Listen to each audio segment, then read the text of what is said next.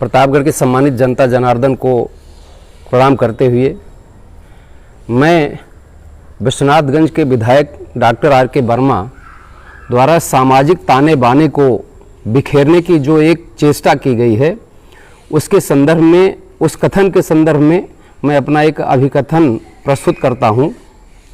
जिस तरीके से सामाजिक अधिकारिता दिवस के अवसर पर डॉक्टर आर के वर्मा जी ने टिप्पणी की है, हमारे सामाजिक ताने बाने को पूरी तरीके से तार-तार करने का प्रयास किया है, उसी के संदर्भ में कहना चाहता हूं कि कुछ बिंदुओं पर डॉक्टर आर के वर्मा जी ने उंगली उठाई है और समाज में ऐसे अवसर पर जब चुनाव आने को है और चुनाव आने की स्थिति में डॉक्टर आर के वर्मा ये बताना चाहते हैं कि एक बहुसंख्यक समाज, उन्होंने नया समाज खड़ा किया है, बहुसंख्यक समाज।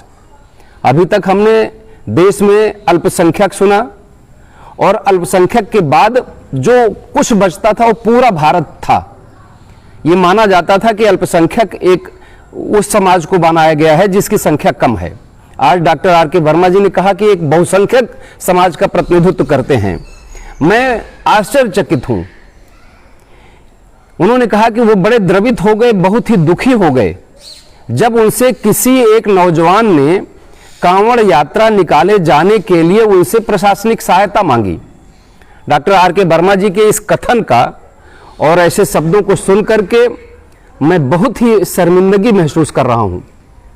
मैं उनको याद दिलाना चाहता हूं कि 2014 का वो चुनाव जिसमें लोकसभा और विधानसभा का उपचुनाव भी विश्वनाथगंज विधानसभा का प्रस्तावित था। भारतीय जनता पार्टी ने लोकसभा में अपना दल के प्रत्याशी हरिवंश सिंह जी को समर्थन दिया था और विधानसभा के उपचुनाव में भारतीय जनता पार्टी ने मुझे कमल चुनाव चिन्ह देकर प्रत्याशी बनाया था विश्वनाथगंज विधानसभा से। और विश्वासघात करते हुए सहयोगी दल की जो जिम्मेदारी होती है उस जिम्मेदारी के साथ दगा करते हुए तब आर के वर्मा और उनकी पार्टी ने अपना दल का कैंडिडेट उतारा था और कहा था कि लोकसभा में मेरा समझौता है, विधानसभा में नहीं है। डॉक्टर आर के वर्मा साहब, ये भारतीय जनता पार्टी का बड़ा दिल कहिए और विश्वनाथगंज की उस देवतुल्य जनता को आप पैर धो करके अगर उसके धोवन को अगर आप पी करके अपने को तृप्त समझें और अपना आदर भाव व्यक्त करें तो हमें लगता है कि आप कम से कम कृतज्ञ और कृतज्ञता के बीच का अंतर समझ जाएंगे। डॉक्टर आर के वर्मा जी, आपने एक नया शब्द लॉन्च कर दिया है, पसमानदा। मैं समझ नहीं पाया ये पसमानदा समाज आप कहां से लेके आए। 2014 से पहले तक तो आप पसमानदा और कुसमांडा या ऐसे किसी समाज के बारे में नहीं जानते थे, लेकिन आज मैंने आपको देखा है कि आप इस तरीके से समाज को बांटने का काम कर रहे हैं जिसमें दो समाज रह गया, एक अल्पसंख्यक, एक बहुसंख्यक। बाकी वो समाज जिसने पूरे देश को एक दिशा दी, आजादी से पहले और आजादी के बाद हजारों साल का जो हमारा ताना बाना है, सामाजिक ताना बाना है, उस सोशल फैब्रिक को आपने तोड़ने का काम किया है। आज मैं बताना चाहता हूं कि आपने बताया कि पहले ऐसे परंपरा थी कि एक वर्ग विशेष को संपत्ति रखने का अधिकार नहीं है। वर्मा साहब, मैं यही पूछना चाहता हूं, क्या आप उसी वर्ग की बात कर रहे हैं जिससे आप स्वयं हैं? अगर है तो आपकी संपत्ति 2014 में क्या थी और आज 2021 में क्या है?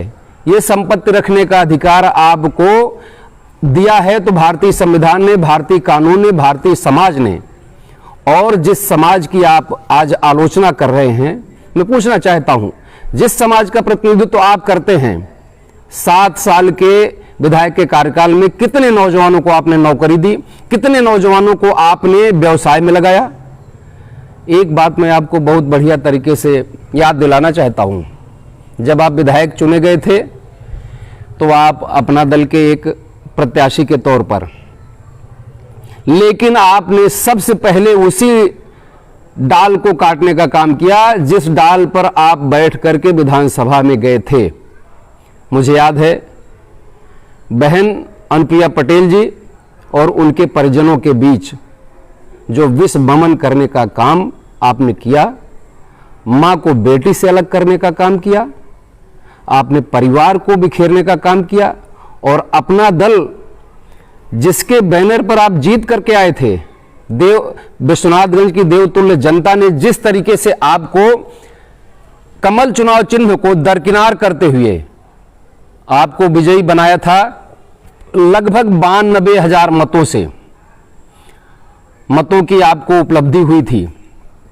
आज डॉक्टर वर्मा जी, मैं चुनौती के साथ कहना चाहता हूं कि मित्र, आप अपना दल का दामन छोड़कर और भारतीय जनता पार्टी का समर्थन छोड़ करके मैदान में आ जाइए, तो जो 92,000 वोट मिले थे उसमें एक शून्य गायब हो जाएगा। और मैं यकीन के साथ कह सकता हूं कि आने वाले समय में आप शून्य बनने के लिए तैयार रहिए। जिस विश्वनाथगंज की जनता ने आपको, मेरे जिस विधानसभा का प्रतिनिधित्व मुझे करना चाहिए था, लेकिन हमारे क्षेत्र की जनता ने ना जाति देखी थी, ना समाज देखा था, ना किसी भी तरीके की बिरादरी और अन्य किसी विकल्पों की बात सोची थी।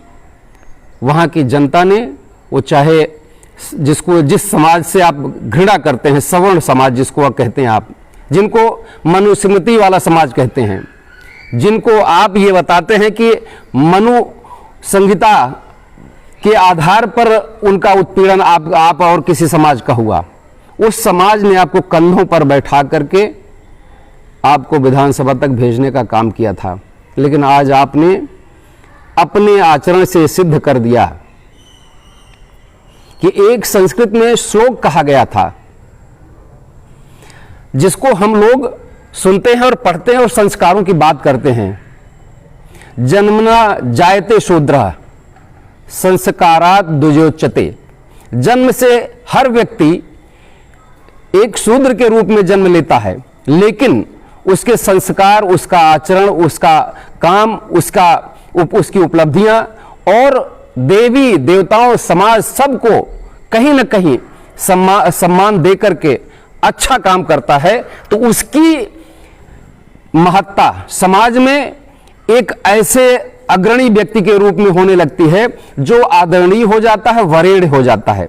लेकिन आपने ये आलोचना करके ये बता दिया कि आप वही चाहते हैं जो आपके स्वार्थ के अनुरूप हो। अगर आपके स्वार्थ के अनुरूप ना हो तो समाज में विषमन करने के लिए आप तैयार रहते हैं। अब सही वक्त आ गया जब आप इस स्थिति में आए हैं, क्योंकि चुनाव की बेला है और इस चुनाव की बेला में आपको आहट लग गई कि आपके जाने की भी बेला आ गई है। इसलिए आप समाज को जगाने की बात कर रहे हैं। आज आप देखिए, अगर सोशल साइट पर देखिए तो आपके ही समाज के कई नौजवानों ने आपसे सवाल पूछा है कि आखिर कांवड़ यात्रा पर सहयोग नहीं करके आप क्या सिद्ध करना चाहते हैं। आप हिंदू धर्म विरोधी हैं, सनातन धर्म विरोधी हैं, देवी देवताओं के विरोधी हैं। जैसा कि आपको पता भी होगा, आप संभवतः उसी काल में थे। एक दो ऐसे समाज सुधारक आए थे 1989-90 के कालखंड में, जिन्होंने देवी देवताओं का अपमान करने का काम किया था। और स्थिति ये हुई थी कि वो समझते थे कि देश को, समाज को धर्म के, जाति के, वर्ण के आधार पर बांटने का काम आप करेंगे।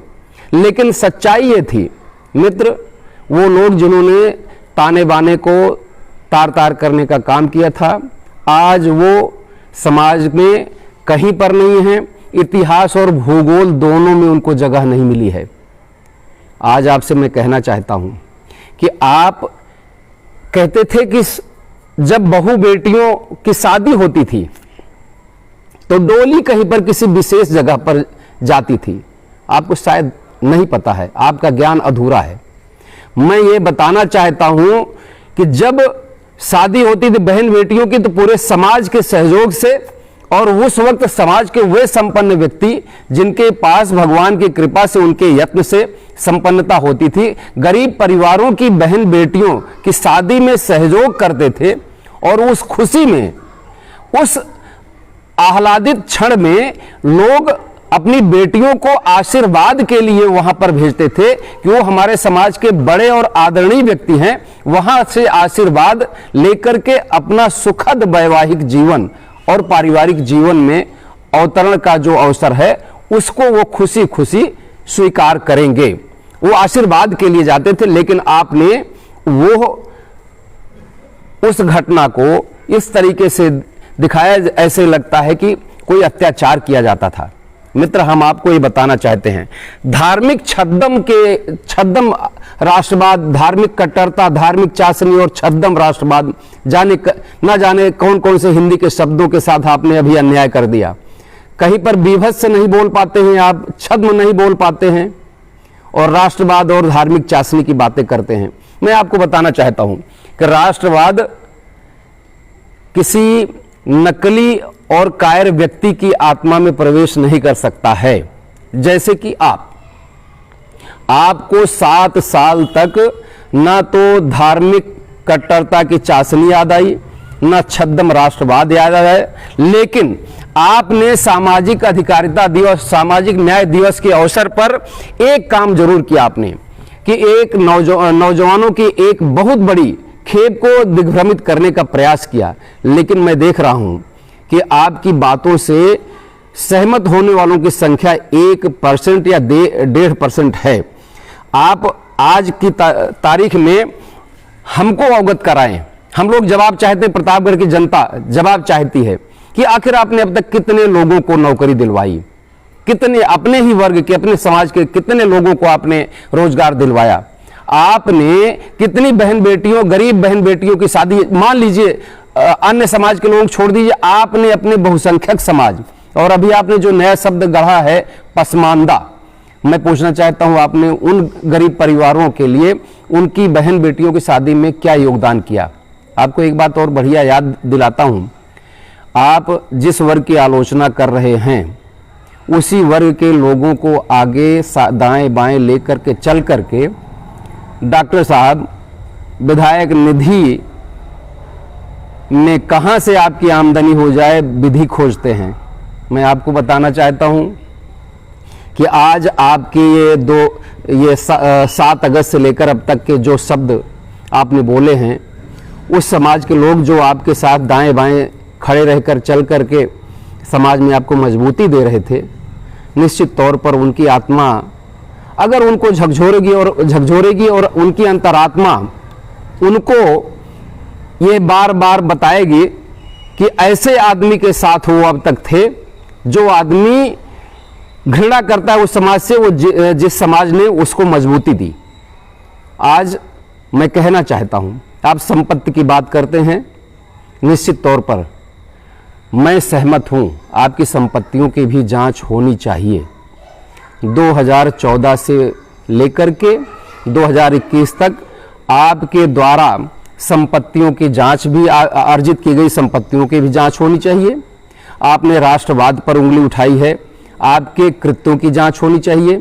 और सबसे बड़ी बात, हम एक बात के लिए बधाई देंगे, मैंने सुना है कि आपकी अर्धांगिनी अब नहीं रही, लेकिन आपने एक बड़ा उल्लेखनीय काम किया कि किसी एक ऐसे गरीब व्यक्ति जो कि दलित परिवार से है, आपने उसकी पत्नी का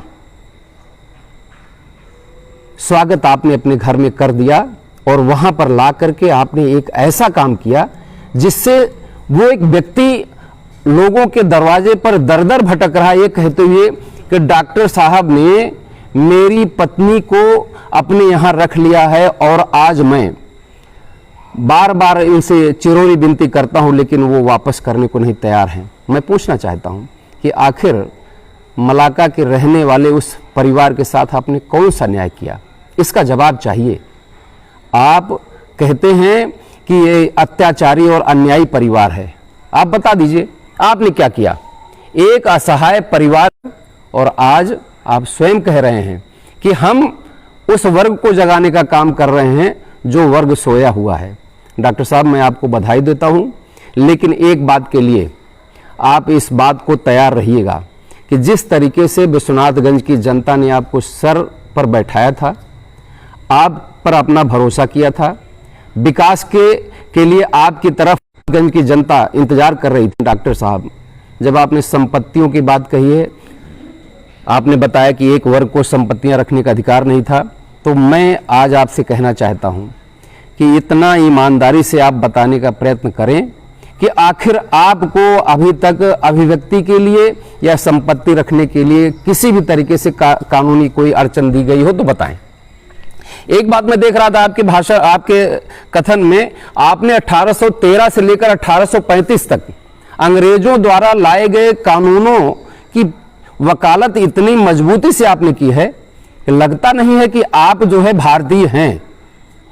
मैं तो एक घटना याद करता हूं, लखराव गांव में आग लगी थी, वहां पर एक काले रंग का नौजवान मेरे बगल में खड़ा था। जब मैंने पूछा कि कौन है, तो किसी ने बताया कि इनका नाम डॉक्टर आर के वर्मा है। वो काला रंग का नौजवान आज इतना सांवला और गोरा हो गया, 7 साल में इतना बड़ा परिवर्तन हो गया। ये तो मैं देख करके चकित हूं कि आखिर सुख सुविधाओं का इतना बड़ा अंतर कैसे दिखता है। आखिर समाज के अन्य लोगों को आपने क्यों ये सुविधाएं नहीं दी? अगर आपको प्रतिनिधित्व करने का मौका मिला तो आपको करना चाहिए था। ऐसी ही सुख सुविधाएं आपके समाज के नौजवानों को भी आपके द्वारा प्रदान की जानी चाहिए थी, लेकिन आपने किसी एक नौजवान को नौकरी देने का काम नहीं किया। हम तो आपसे पूछना चाहते हैं, आपने कहा कि किसी धर्माचार्य ने, किसी धर्मगुरु ने जो भी अत्याचार हो रहे थे उन अत्याचारों को रोकने के लिए या उन पर कुछ सुधार के लिए कोई काम नहीं किया। आपका ज्ञानवर्धन मैं करना चाहता हूं। राजा राम मोहन राय जी का जिक्र किया, सती प्रथा के उन्मूलन की बात कही। मित्र, राजा राम मोहन राय जिस वर्ग की आप आलोचना कर रहे हैं उसी के प्रतिनिधित्व करने वाले महान व्यक्ति थे। आप आज के स्वामी स्वरूपानंद सरस्वती जी की बात कर लें, जो हमारी एक पीठ के आचार्य हैं, धर्माचार्य हैं, वो भी 5 साल तक अंग्रेजों से लड़ाई लड़ते समय जेल गए थे। प्रतापगढ़ की धरती के स्वामी करपात्री जी महाराज, जिनको विश्व में धर्म सम्राट की उपाधि मिली थी, स्वामी करपात्री जी महाराज स्वयं अंग्रेजों से लड़ते हुए 5 साल तक, 5 साल की उन्होंने जेल यात्रा की। आपका ज्ञानवर्धन इसलिए कर रहा हूं कि आप लगातार ऐसे आरोप लगा रहे हैं जो मिथ्या हैं। ऐसे आरोपों को लगाना आप बंद कर दें। और हाँ, इतना जरूर कह दूंगा कि आप इस बात के लिए ध्यान रखिएगा कि आप अपने इस इन शब्दों के लिए जो सामाजिक ताने बाने को तोड़ने का काम किया है, उसके लिए जनता के सामने माफी मांगे, ये मैं आपसे अनुरोध करूंगा। और अगर आप जरा सा भी आपके अंदर अपना स्वाभिमान और अपनी पहचान के प्रति जरा सा भी भान है, एहसास है, तो अपने द्वारा जो कथित शब्द हैं आपने उन पर गौर नहीं किया हो तो एक बार फिर से अपना कथन सुन लें, सुन करके जनता से माफी मांगे। अन्यथा एक बात मैं दावे के साथ कह सकता हूं कि आज मैं जिस श्रेणी में हूं उस श्रेणी में शामिल होने को आप तैयार हो जाइए। आपको बहुत बहुत धन्यवाद। मैं पुनः आपसे ऐसे ही मामलों में जब आप